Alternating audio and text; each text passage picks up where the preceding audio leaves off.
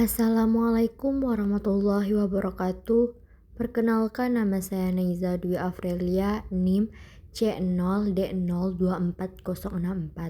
Di sini saya akan menjelaskan materi tentang pemotongan PPh pasal 25. Pendahuluan. Pajak penghasilan atau PPh pasal 25 adalah jenis pajak yang mekanisme pembayarannya dilakukan secara angsuran setiap bulan oleh wajib pajak.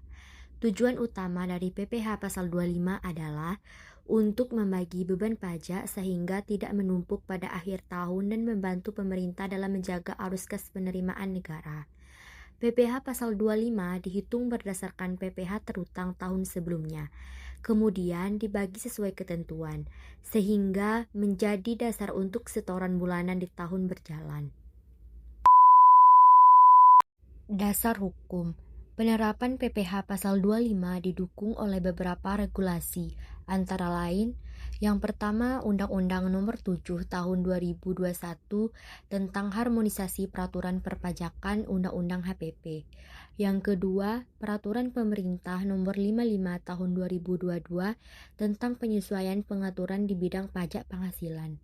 Yang ketiga, Peraturan Menteri Keuangan (PMK) terkait pelaksanaan PPh 25. Yang keempat, Peraturan Direktorat Jenderal Pajak yang mengatur teknis pelaporan dan pembayaran. Pengertian PPh pasal 25.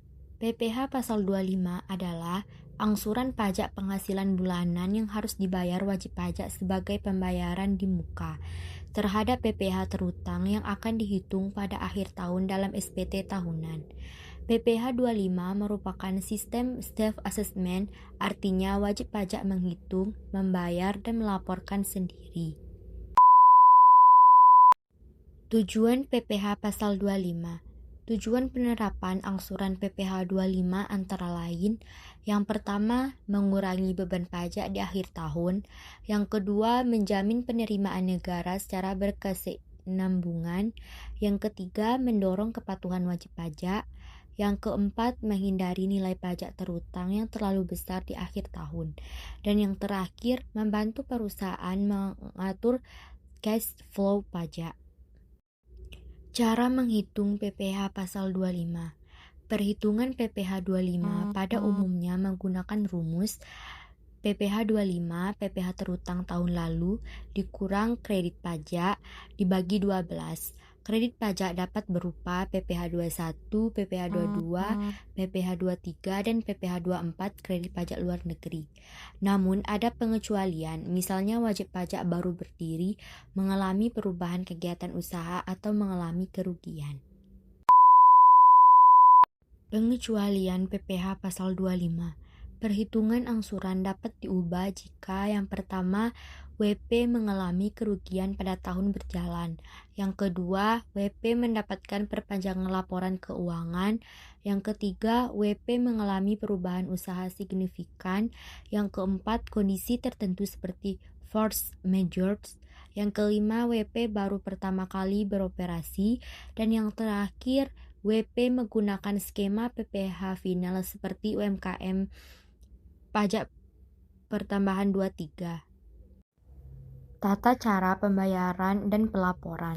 Yang pertama, pembayaran yang dilakukan melalui bank persepsi menggunakan kode billing, menggunakan kode akun pajak KAP 411125 dan kode jenis setoran KJS 100. Pembayaran paling lambat tanggal 15 bulan berikutnya. Pelaporannya, yang pertama dilaporkan dalam SPT masa PPh 25 dan batas pelaporannya tanggal 20 bulan berikutnya. Subjek dan objek PPh pasal 25. Yang pertama, subjek, wajib pajak orang pribadi dan wajib pajak badan. Objeknya yaitu PPh pasal 25 merupakan angsuran sehingga objeknya adalah penghasilan kena pajak yang menjadi dasar perhitungan PPh terutang. Sanksi dalam PPh pasal 25.